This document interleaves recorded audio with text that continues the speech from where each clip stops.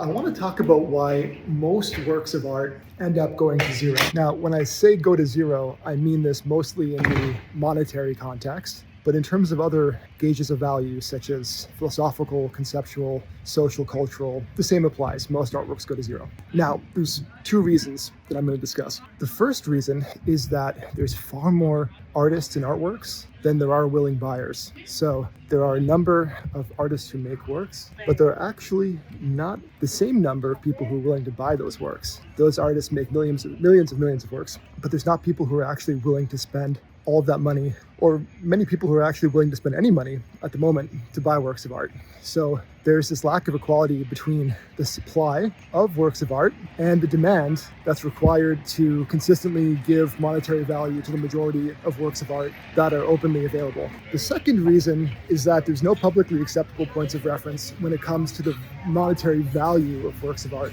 Now, one could make the case that auctions provide a source of public pricing, and to an extent that's true, but the majority of works of art actually don't go to public auction, and the majority of public auctions that list pricing actually only show pricing for a small number of works being produced by a specific artist. And galleries do not actually provide stable pricing overall for an extended period of time. Those prices change, they're variables, they go up, they go down. Now, as a result of this lack of public reference when it comes to overall pricing, there's not the same buyer confidence as there are in other markets. If I go to buy a watch, if I go to the Rolex store, the primary market price is $10,000 for a Submariner. Rolex is one of the best marketing companies in history.